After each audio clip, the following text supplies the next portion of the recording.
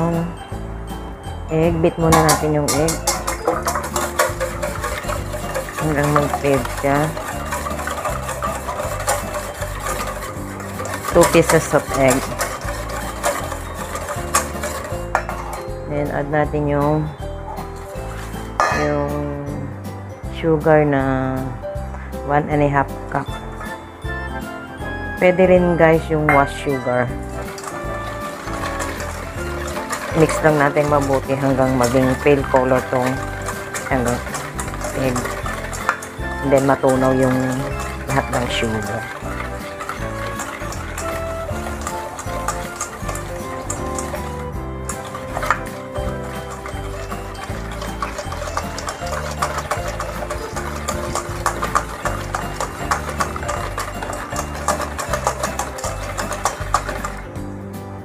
Add natin yung 1 cup na evaporated milk.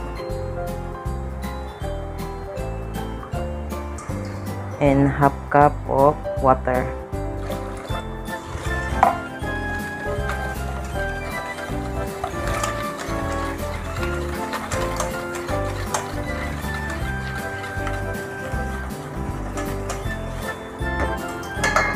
Set aside muna natin guys.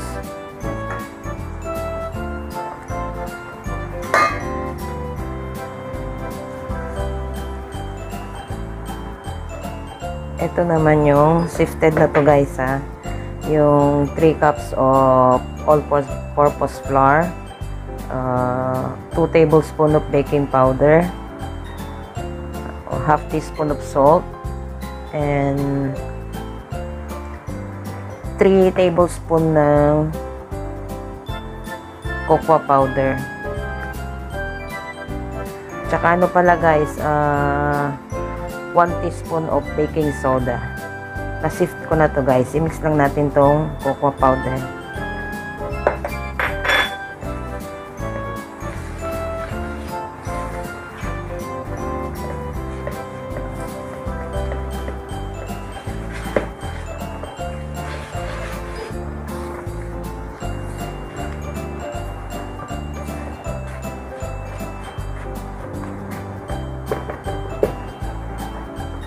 Yan, i-mix natin dito sa ating egg mixture.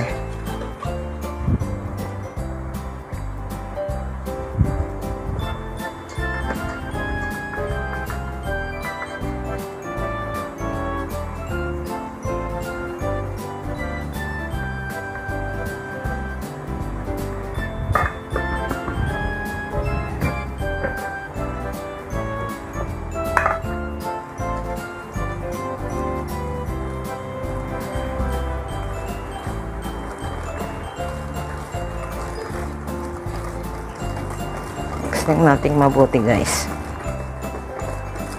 hanggang mag well blended na yan.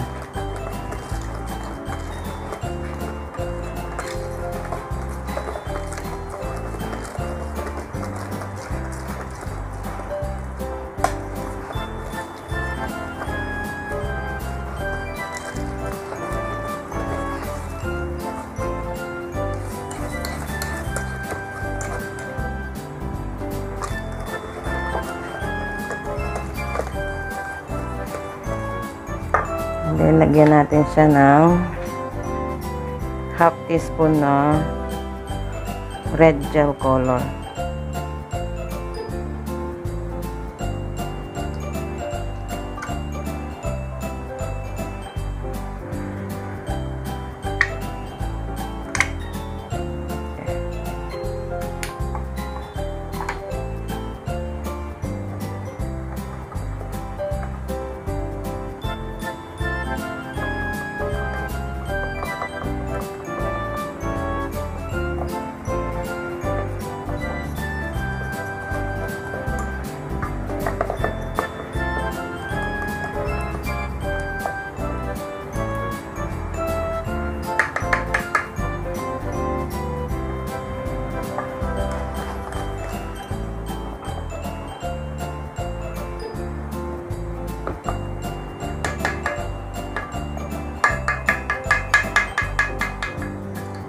guys.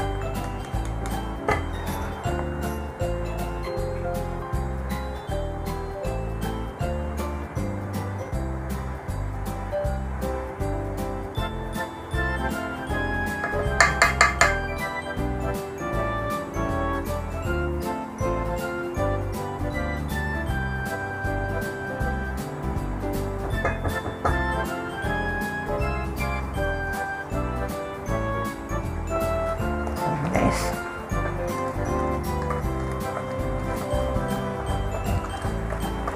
Kailangan nakapag-preheat na rin tayo ng oven na 180 degrees Celsius.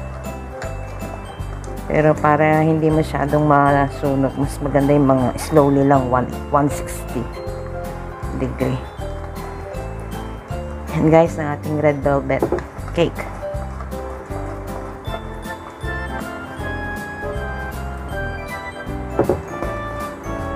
Ito na natin yung baking pan, cake molder.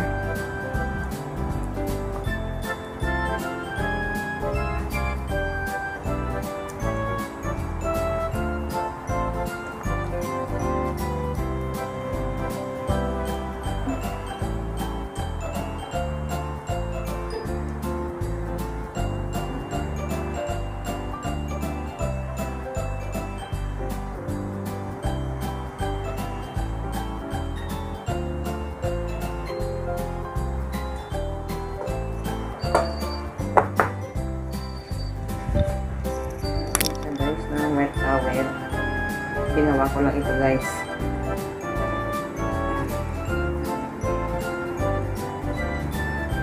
Para hindi masunog yung ating cake.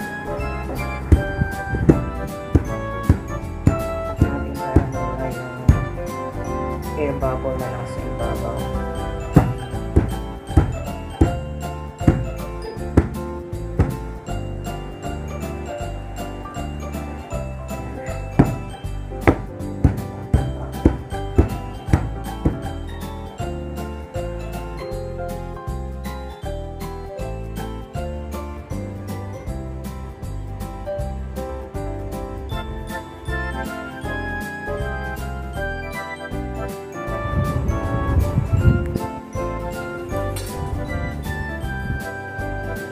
Ito na ang ating red velvet cake.